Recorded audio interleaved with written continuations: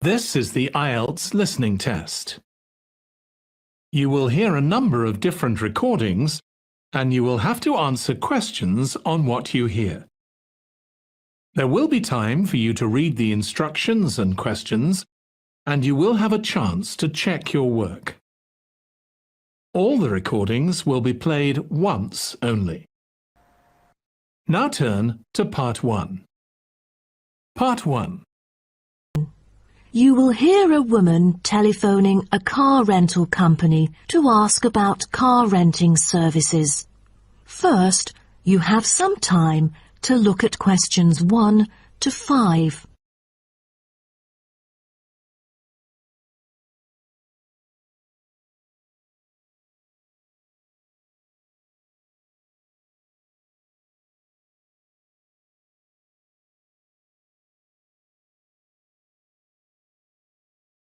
You will see that there is an example which has been done for you.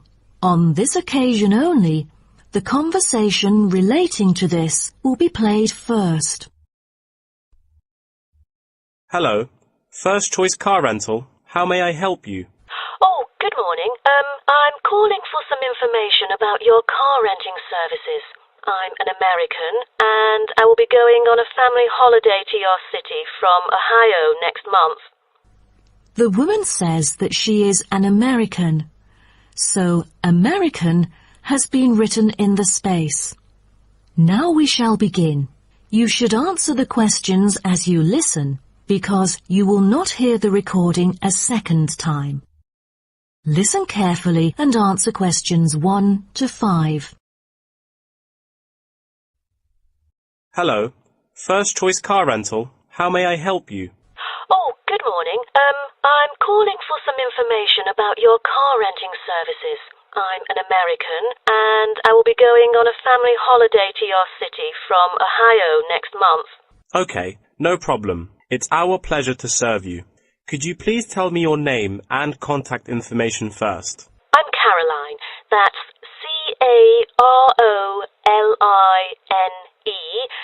And my telephone number is 04196570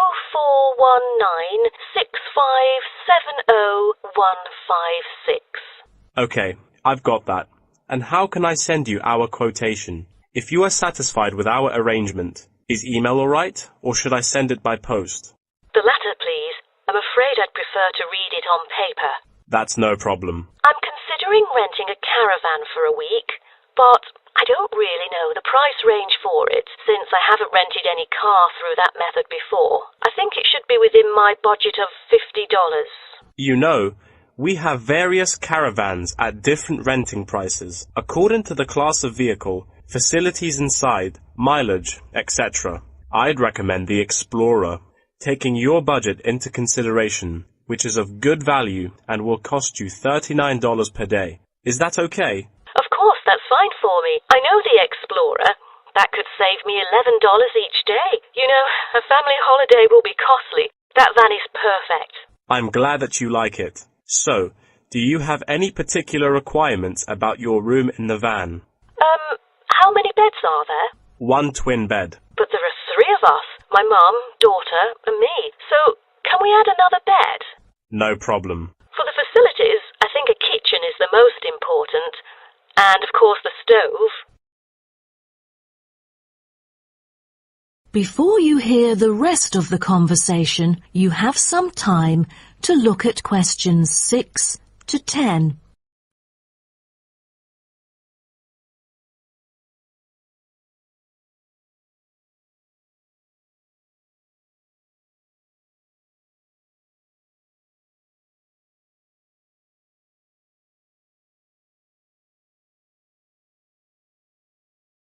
Now listen and answer questions 6 to 10.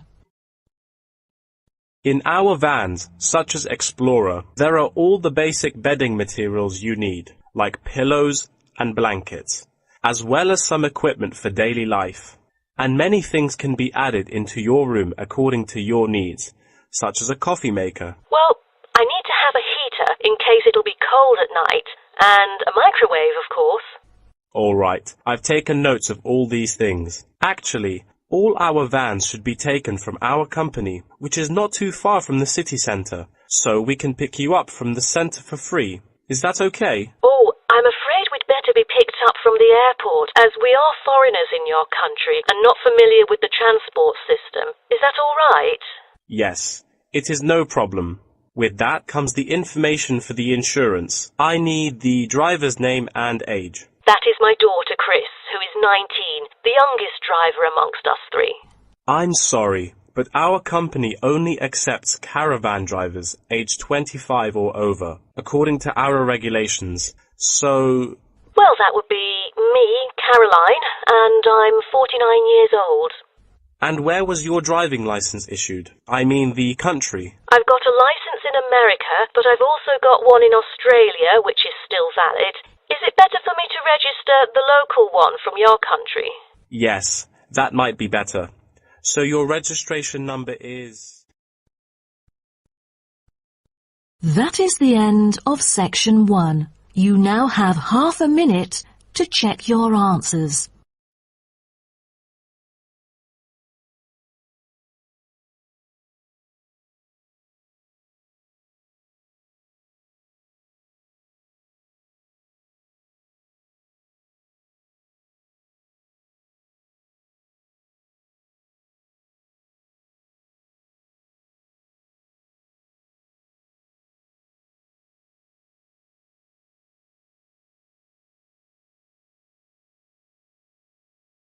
Section 2. You'll hear a talk between a host and a professor called Alison Downing about cocoa beans. First, you have some time to look at questions 11 to 16.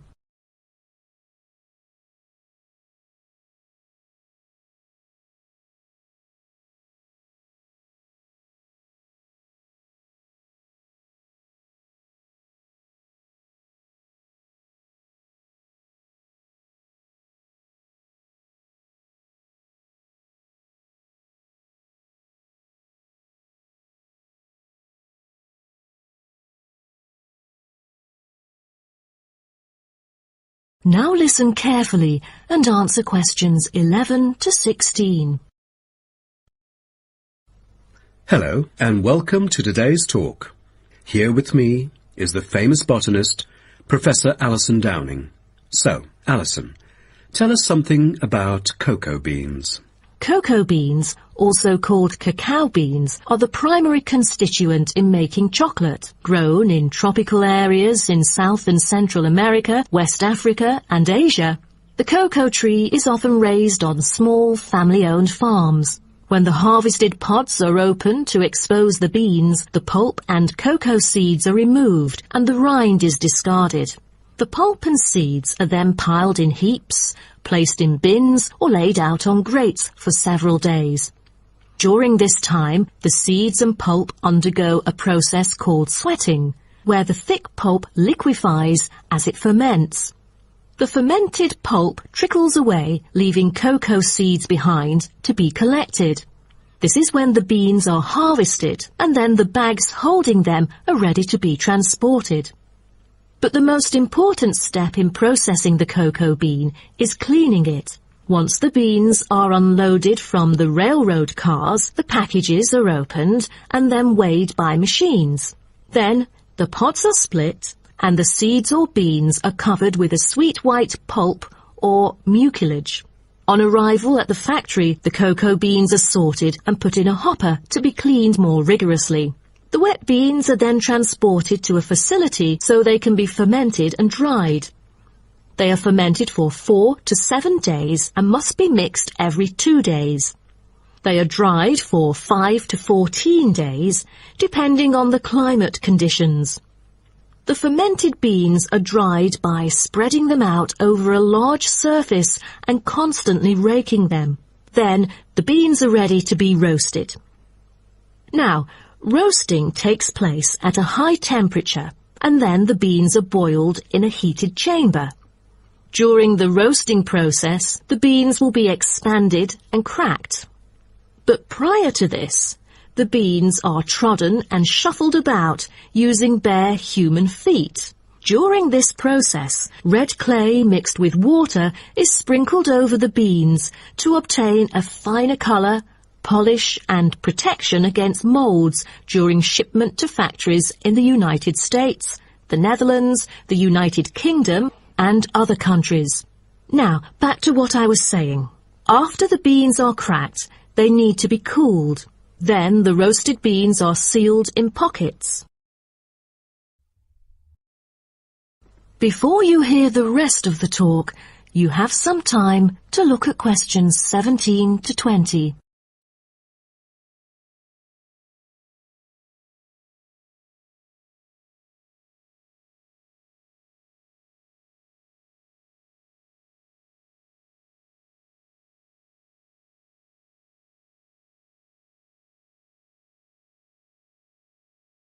Now listen and answer questions 17 to 20. Wow, that is not a simple process, is it? But someone told me that different roasting levels of coffee can lead to different kinds of flavours. Yes, roasting coffee transforms the chemical and physical properties of green coffee beans into roasted coffee products. The roasting process is what produces the characteristic flavour of coffee by causing the green coffee beans to change in taste. Unroasted beans contain similar, if not higher levels of acids, protein, sugars and caffeine as those that have been roasted, but lack the taste of roasted coffee beans due to the Maillard and other chemical reactions that occur during roasting. The vast majority of coffee is roasted commercially on a large scale, but small-scale commercial roasting has grown significantly with the trend toward single-origin coffees served at specialty shops. Some coffee drinkers even roast coffee at home as a hobby in order to both experiment with the flavour profile of the beans and ensure the freshest possible roast.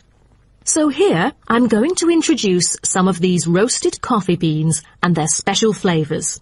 Now, the first crack is lighter bodied and has a higher acidity level with no obvious roast flavour and is popular for its special mild taste. This level of roast is ideal for tasting the full original character of the coffee. The green beans are raw, unroasted coffee beans. They are strictly hard beans with a smoky flavour and are slightly acidic. We've also got French roast, and the flavour that comes across in French roast coffee usually has more to do with the roasting process than the actual quality of the beans. By the time the beans are dark enough to qualify as French, most of their original flavour has dissipated. In its place come the flavours of caramelising sugar, bittersweet coffee, and often a bit of chocolate. And finally, espresso smoky. That is, coffee brewed by forcing a small amount of nearly boiling water under pressure through finely ground coffee beans. Espresso is generally thicker than coffee brewed through other methods, has a higher concentration of suspended and dissolved solids, and has creamer on top. As a result of the pressurized brewing process, the flavours and chemicals in a typical cup of espresso are very concentrated. Espresso is also the base for other drinks, such as cafe latte, cappuccino, cafe macchiato, cafe mocha, flat white or cafe americano. That is the end of section 2. You now have half a minute to check your answers.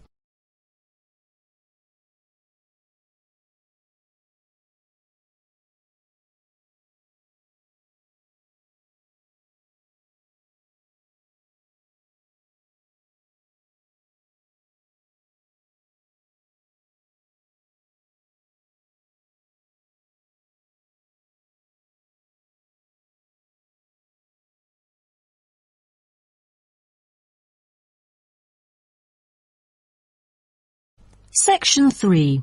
You will hear two students talking about the moa with the lecturer. First, you have some time to look at questions 21 to 26.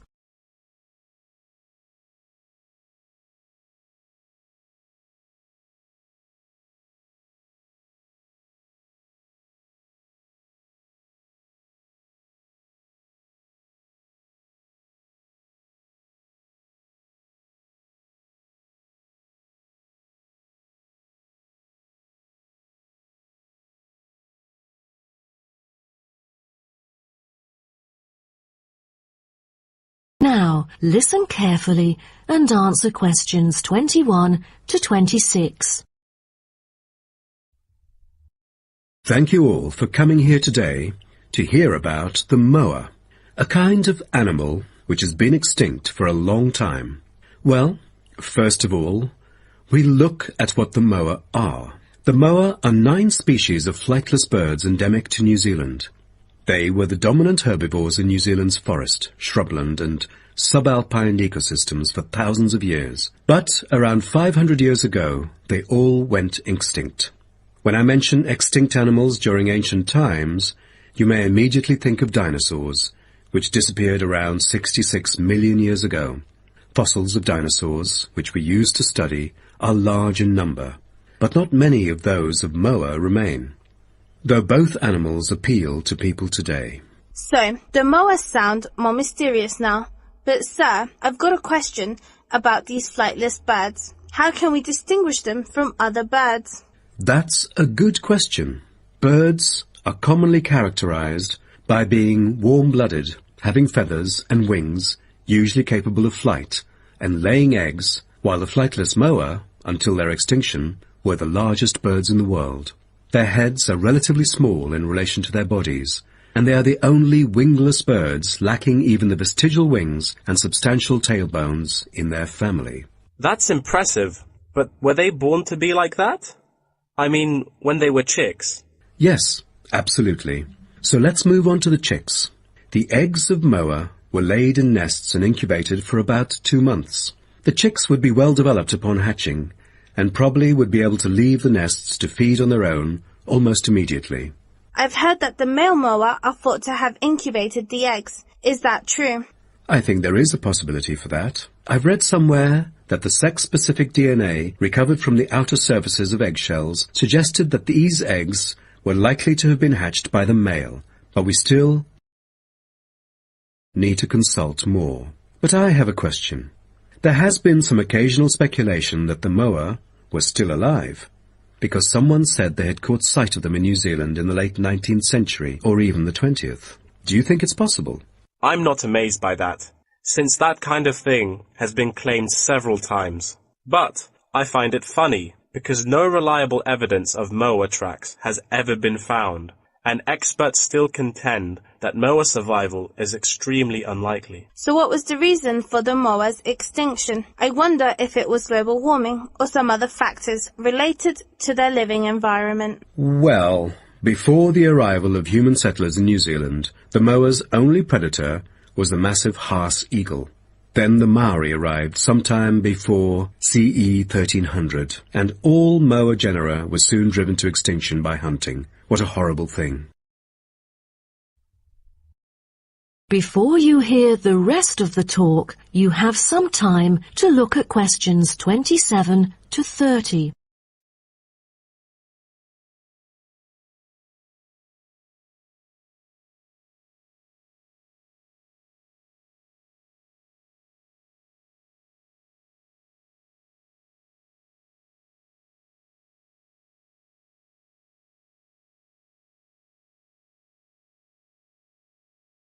Now, listen and answer questions 27 to 30. All right. Now let's look at the features of some species of moa. The South Island giant moa may have been the tallest birds ever known, and the second tallest of the 9 moa species is the North Island giant moa, with the females being markedly larger than males, both in weight and height. And I've heard that the smallest of the moa birds are the coastal moa. Is that right? Yes, you were right. And have you heard about any other kind of moa before? I know the crested moa. The eggs they laid may be larger than others. As they mainly lived in the remote interior of the southern island, their fossils are rare or absent in archaeological sites, and no egg remains have yet been identified. Are there any species of moa that have got more fossils? Yes, of course. A considerable amount of remains of the stout-legged moa exist, due to the well-preserved properties of their habitat.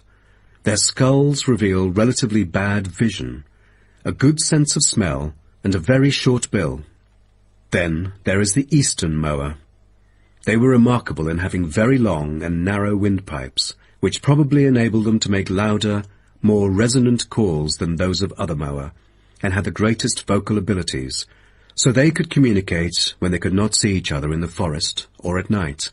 They used a range of senses, apart from sound, in their search for food, such as their sense of smell and vision. That is the end of section 3. You now have half a minute to check your answers.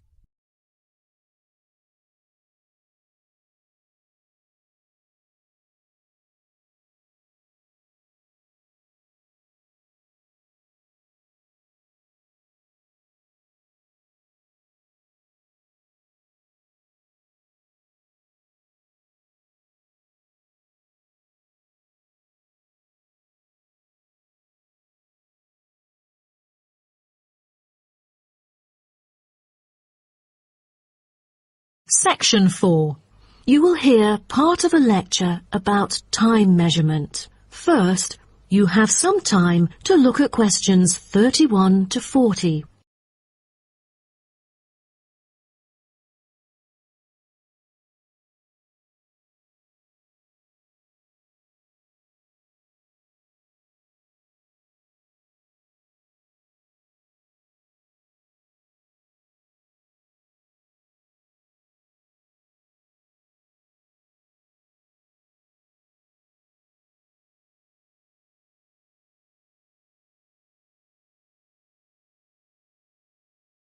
Now, listen carefully and answer questions 31 to 40. Good morning, everyone. Today, I'm going to talk about the research project I've been involved in on time measurement. Do you know how time is measured? Consider how we measure length and how, with time, we encounter a difficulty. Before we could grasp it, it would slip through our fingers. In fact, as we can see, we are forced to have the resource to measure something else, the movement of something in space or a set of movements in space. All the methods that have been employed so far really measure time by a motion in space. The measurement of time is no easy matter, a scientific unit only arrived at after much thought and reflection. As the most primitive form of measurement, the sun seems to be natural. Ever since man first noticed the regular movements of the sun and stars, we have wondered about the passage of time. Prehistoric people first recorded time according to the sun's position. To start off, let us take noon, which is when the sun is on the meridian at the highest point of its course across the heavens, and when it casts the shortest shadow. But this measurement, which was regarded as a major one in ancient times, was less important than the natural events that occurred. The earliest natural events that had been recognized were in the heavens, but during the course of the year there were many other events that indicated significant changes in the environment. Seasonal winds and rains, the flooding of rivers, the flowering of trees and plants, and the breeding cycles or migration of animals all led to natural divisions of the year, and the further observation and local customs led to the recognition of the seasons. Years later, precise measurements were invented because the passage of time was extremely important for astronomers and priests who were responsible for determining the exact hour for daily rituals and for important religious festivals. Apart from the connection with religion, accurate time measurement was also related to the government, since they divided the day or the night into different periods in order to regulate work and various events. For thousands of years, devices had been used to measure and keep track of time. The current sexagesimal system of time measurement dates back to approximately 2000 BCE from the Sumerians. It was found that the earliest ancient timekeepers were mainly invented and used in Mesopotamia, where the water clock was introduced from, as well as in North Africa, especially in the area of ancient Egypt.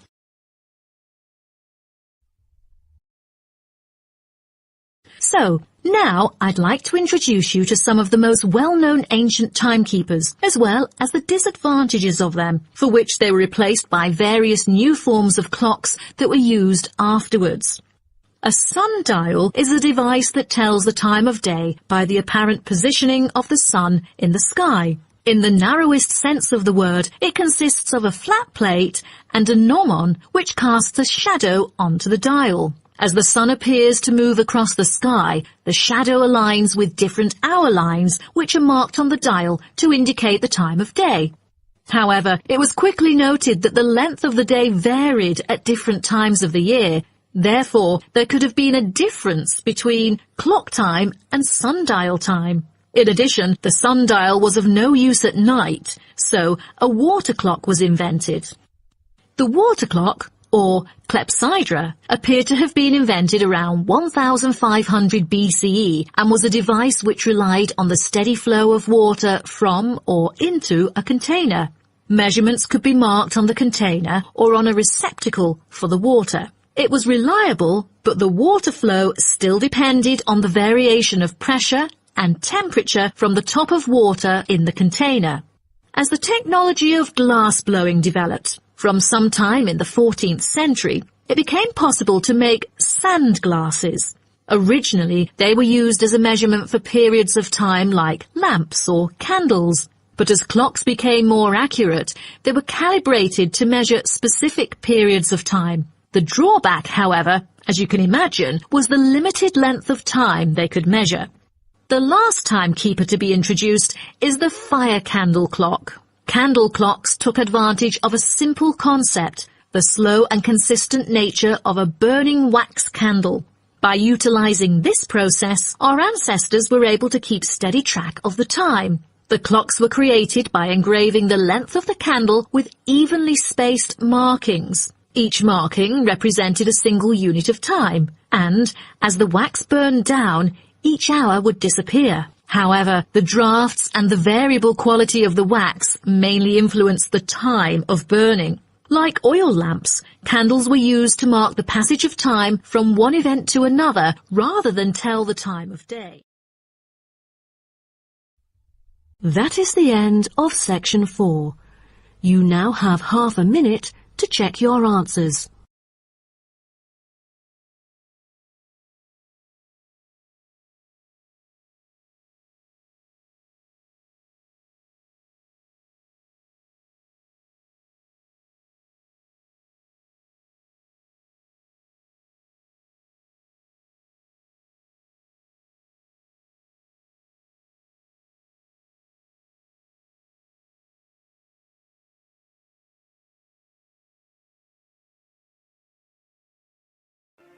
That is the end of the listening test.